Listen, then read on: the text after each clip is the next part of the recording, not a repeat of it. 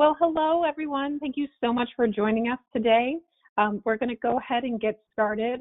So pleased to be here with you and to discuss fundraising on your website, a guide to getting started. Before I do get started, I want to say the inspiration for this particular webinar came from meeting a number of affiliates at the recent Habitat for Humanity conference in Atlanta in March. Myself and my colleague realized that there's a real opportunity for many affiliates to generate more revenue online through improved fundraising practices. And so we wanted to go through kind of some of the basics right now. So with all of that being said, off we go. A little bit about Carl Bloom Associates. We have been working with public media, libraries, health and human service organizations, museums, environmental groups, and animal welfare organizations for 43 years. We are a full-service fundraising agency, so that's direct mail and digital strategies and research and more. And we do work exclusively with nonprofits. So why is fundraising online so very important? Well, before we get started on why it is important, I want to discuss the difference between crowdfunding and individual giving. When we were at the conference last month, a lot of people attributed giving online to being crowdfunding, and that is something that can make your affiliate quite a lot of money, but that's not exactly what we're talking about today. As you probably know, crowdfunding is the practice of funding a project by raising small amounts of money from a large number of people online, and sometimes you do it through a crowdfunding website. But what we're talking about today is really raising money on your own website, and that comes from individual donors who make a gift directly on your own affiliate website, so not somebody else's. And a percentage is not taken out for a crowdfunding website. So why is this important? Let's say you send a piece of direct mail at the end of the year. People may be receiving your mailing, but rather than giving by check through the mail, they may decide to quickly make a donation on your own website. So for example, you yourself, any day, may get a clothing catalog in the mail, and you may want to buy something, but it's more than likely these days that you're not going to fill out the paper form inside the catalog. You'll instead go to the company's website to make a purchase. It's similar with your year-end mailing. You want to make sure that your site is set up to receive online donations, because with a direct mail piece or an email that you send, you're actually driving people to your website. So we see in this slide, the image is showing somebody gets a piece of mail and you're really driving them to your website to make a donation, or if somebody gets an email from you, you're actually driving them to your website. You want to constantly be thinking that you're driving them to your website. There's an interesting generational breakdown that we see too, from people that actually like to give on the site versus those that don't. So now that we've talked about why online giving is so important, let's talk about who gives online. The breakdown that you see shows who is most likely to give online. There are still groups that don't give online as much. These would be your older donors, and while they are absolutely very valuable to you, they just might not make a donation online as much, but they do prefer to give through the mail, so keep sending them mail. When it comes to younger donors, they want to give to you online, and they likely won't give through the mail at all. So for this reason, it's important to make sure that you're ready to receive gifts online at any time. You want to be everywhere the donor is.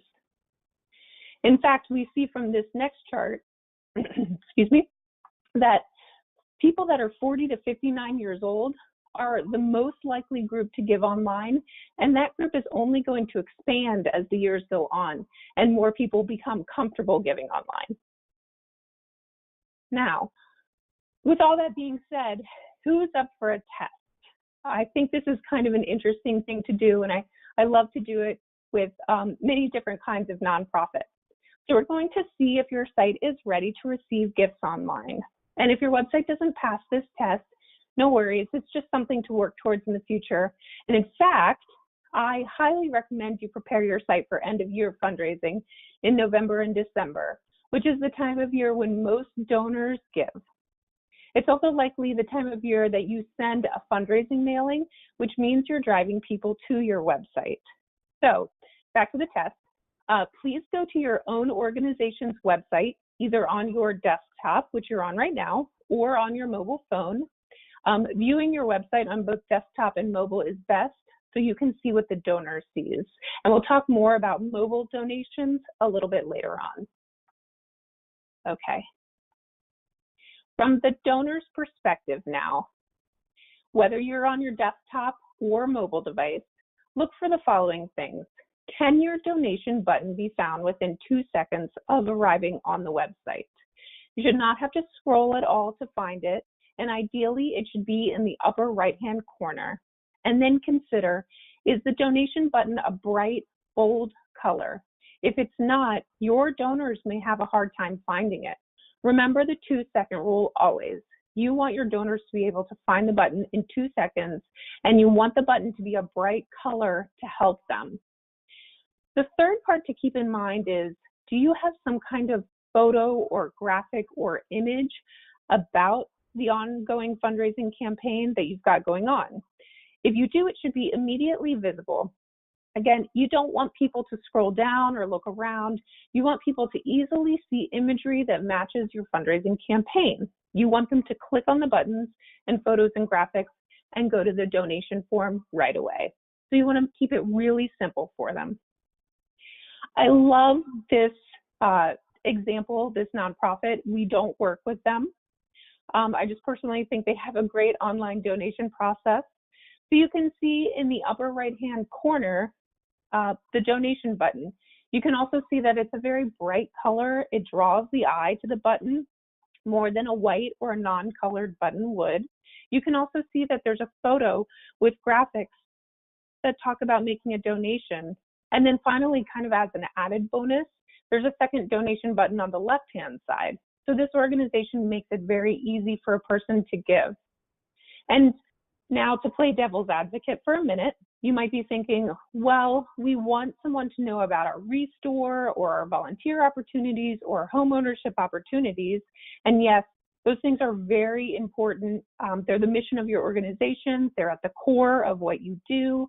I recommend at the top bar of the website, make sure to reference all of those things and link to pages where a website visitor can learn more. But the focus of your landing page or the home page of your website really should be donations, fundraising, and revenue. And with more money, all things are possible for your organization. So if your affiliate were able to raise more money, you'd likely put that towards your restore, your volunteer, or your home ownership opportunities. The goal of your website should be to raise money and then educate people of your mission and then get them into the programs that you offer. So just some thoughts on the order of importance on your homepage. And feel free to ask any questions you like about this. So with regard to the website test that we just did, maybe you found that there is room for improvement. If you passed with flying colors, then I hope you'll be joining our webinar tomorrow when we discuss advanced online fundraising techniques. If you do need some improvements, no worries. Just start with the donation button. Ask your web person if they can change the color of the button. Can they move it? Can they make it larger? Do something that will catch the eye right away. And then make sure you can add a photo with text that talks about the importance of donations to your organization and links to your donation form. Okay, let's go on. So what's the next step in the process? Let's talk about what happens when someone clicks on your donation form. Where do they go?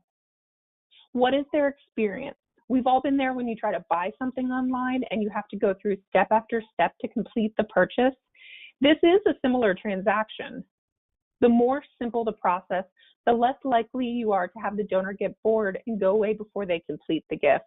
And that is really something that can happen quite frequently. They just get turned off to the process and stop the donation process and never make a gift.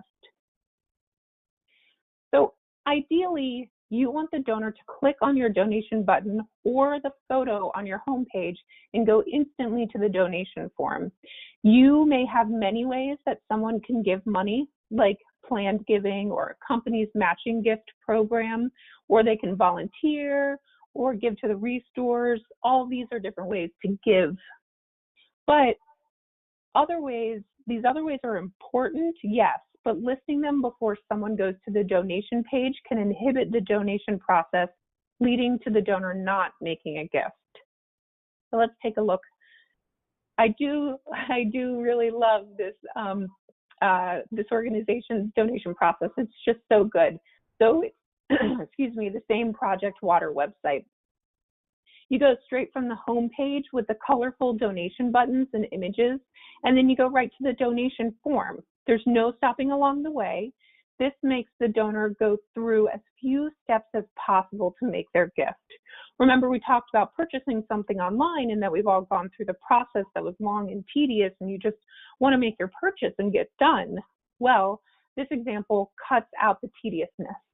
And an added bonus for those people making their donations on their cell phone, they're more likely to complete the donation process on their small screens because you've made it easy for them. So just beautiful images here, very simple process. I highly recommend doing something like this. Of course, every website is different and not able to, some are set up in ways that you can't put the image on. Some are set up in ways that maybe you don't have the donation form set up just like this, where it's give once, give monthly, these certain amounts. But it is something to strive for, to have as few steps through the donation process as possible. That's the goal. You don't need to be just like this organization's website. Just focus on as few steps as possible. So I wanted to also show you, before we get to any questions that you might have, the mobile donation project, a process for water project. So these are screenshots I took myself, excuse me. And if you're on your phone, you can immediately see where you make a donation. That's the left screenshot. And then once you click, you're immediately driven to a donation form that lets you select your payment method, which is the middle screenshot. It's simple, especially on a small screen. And then after that, you go to a very simple form where you can put in your credit card information. That's the right screenshot. This is a super easy process that anyone can complete on their cell phone. I want to also say, before we hop off, or before we go to questions, another thing that I love about this middle screenshot is other ways to give. So we talked about, giving something to the restore, or making a planned gift, or your company's matching, or even becoming a volunteer. This online donation process does highlight other ways that someone can give, and so that's still really valuable, but they've put the donation process first and then allowed people who want to give in other ways a button to click to. So I really love this one, just so simple. So a couple of quick stats for you, why online giving and why mobile giving matters so very much, and they really do. 1 in 4 mobile devices is used to discover a nonprofit that someone was previously unaware of. And 25% of donors complete their donation on a mobile device. That's so very important. So you really do want to make sure, as you're refining your website, do some testing on your cell phone. In the past year, mobile donations have increased 205%, and I think that makes a lot of sense and speaks to the times that we live in. People are using their cell phones to do everything these days. 51% of people who visit a nonprofit's website do so on a mobile device, and faith-based organizations saw the greatest increase in giving, with an 18% increase in online donations. And we know that a lot of research shows us that a lot of women do give to nonprofit organizations. 64% of mobile donations come from women. So that's really fascinating. We want to speak to our target audience. Okay, so let's go through some questions. I think we have a couple of them. Okay, and if you have any, please chat them into the box. So someone says, our site does not have the ability to make the donation button a bright color. What should we do? Well, I would recommend making it bigger or playing around with the location of it. Have someone else, not from your organization, test out the donation process. If you come away with anything today, I'd love everybody to go through this testing process. You could use a family member or someone who's maybe not very tech savvy. I always like to think of maybe the grandmother test, someone who is not really familiar with doing much on a cell phone. You want to make sure that that person goes through the easiest possible process. Then everybody else that is more savvy will be comfortable with the process. So if you see someone not as familiar with making a gift online, then you really want to adjust the processes that they're going through to make it better for them. Okay, I think we've got another question. This is a great question, and I really love this. I don't want anybody to feel, any pressure. It may take us months to fix this process or fix their website, the person is saying. What do you recommend? I think that's totally fine. I say work to get everything ready for roughly a November 1st time frame this year.